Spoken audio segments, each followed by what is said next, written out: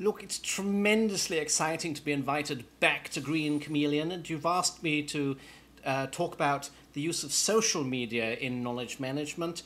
But I've decided I'd like to focus a little bit more on the use of blogging. We, as you know, at Apparently KM, we have many clients who are very concerned that the knowledge management activities should not interfere with the course of normal work or disturb work effectiveness in any way. And of course, this is especially true of blogging. Because the difficulty is that employees get addicted to blogging and to surfing other people's blogs and commenting and so on, and they spend all their time gossiping essentially virtually on the web, and completely distracted from their normal work. And so our clients are really quite concerned that on the one hand they're being pressed very hard by their senior management to adopt social media in their KM efforts, and yet on the other hand they do feel that their employees should not be distracted. So to address this need, we've come up with a very unique program which we call forced blogging, or flogging for short. Now, flogging is quite different. Corporate flogging is quite different from blogging on the internet, in the sense that really there are quite a lot of restrictions around what you cannot say. So it's really important when you adopt flogging within the enterprise that you do so very carefully. So in our corporate flogging program, for example, which we've been offering now for around 6 months to our clients, we really come with 3 components. And the first component is policy. You must have a policy around your flogging. This is an example of a fairly generic flogging policy document, which all employees must read before they are forced to blog.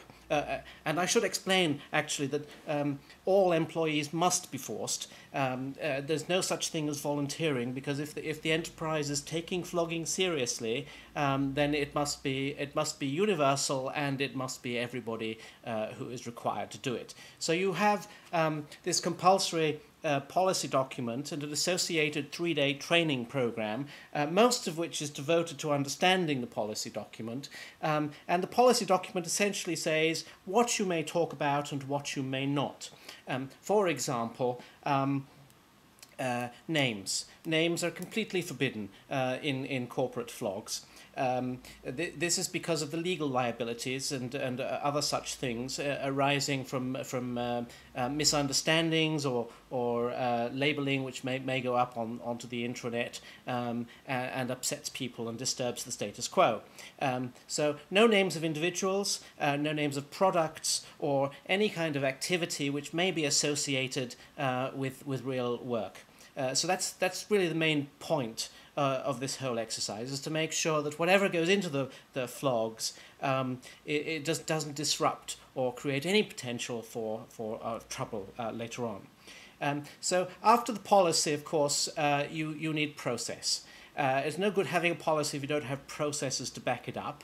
And process, in our case, in the offering that we offer to our clients, our corporate flogging implementations, really, the process is tightly associated with the tool. We offer the tool, a really inexpensive open source piece of software, blogging software, which we've cut down dramatically.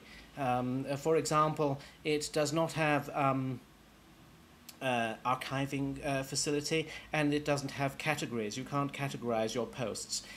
So essentially, after you've written about 10 posts, they disappear off the page, and they're virtually irretrievable unless you have somebody to hard code, get into the source code and change the whole piece of software, which is somewhat expensive. And of course, the whole point of this is that you're adopting a software that has a very short lifespan.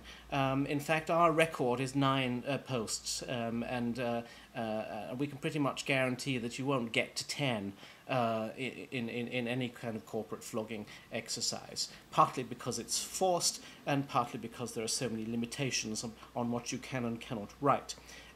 But to come back to the process issue, one of the functionalities in the software which we have actually developed rather than cut out is that there's a nice piece of workflow attached, so that any post or any comment using our flogging software will automatically go to your superior officer, who can vet it, and it will then be, if it's approved by the superior officer, or if they have comments, in both cases, the original post goes back to the original poster with the subject heading in an email, and only to non-corporate emails. It will only post to Hotmail or Yahoo or Gmail or any of those. It won't go to corporate email addresses.